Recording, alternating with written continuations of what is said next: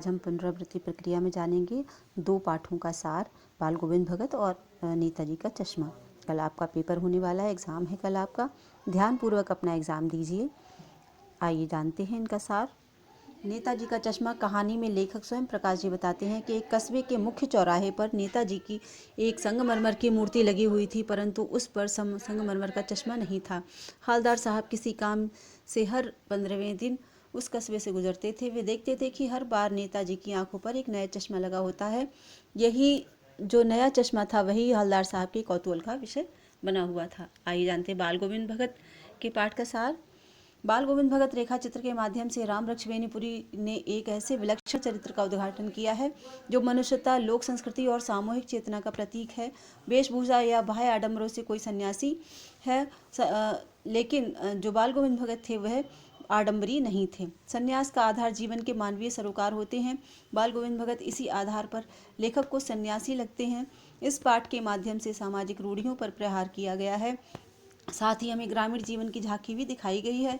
बाल गोविंद भगत कबीरपंथी एक गृहस्थ संत थे। उनकी उम्र 60 से ऊपर रही होगी। कपड़े के नाम पर वे एक लंगोटी, सर्दी के मौसम में एक काली कमली और राम नामी चंदन और गले में तुलसी की माला पहनते थे।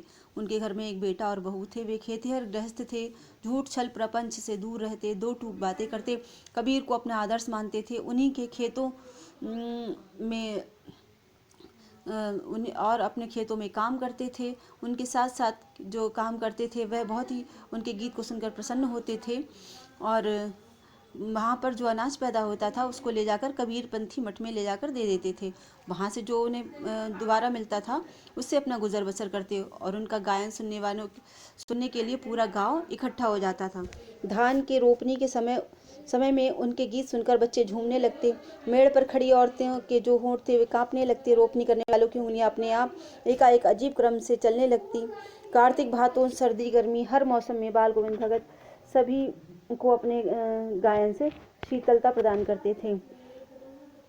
उनके जब बेटे की मृत्यु हो गई तो उन्होंने अपनी पतोहू द्वारा अपने बेटे को मुखाग्नि दिलाई। श्राद्ध कर्म के बाद बहू के भाई को बुलाकर उसकी दूसरी शादी करने को कहा। बहू के बहुत मिन्नतें करने पर भी वे अटल रहे। इस प्रकार वे विधवा विवाह के समर्थक थे। बाल गोविंद की मौत उन्हीं के व्यक्तित्व के अनुरूप शांत रूप से हुई। अपना नित्य क्रिया करने के बाद गंगा स्नान जाते, बुखार, लंबे उपवास करके मस्त रहते थे, लेकिन नेम व्रत न छोड़ते। 2 जून गीत, स्नान, ध्यान, खेती बाड़ी, अंत समय बीमार पड़कर वे परंपरा को प्राप्त हुए। भोर में उनका गीत न सुनाई पड़ा। लोगों ने जाकर देखा तो बाल गोविंद भगत जो थे वो स्वर्ग सिधार गए। तो छात्रों इसको ध्यान से सुनिए। आज के लिए इतना ही। धन्यवाद।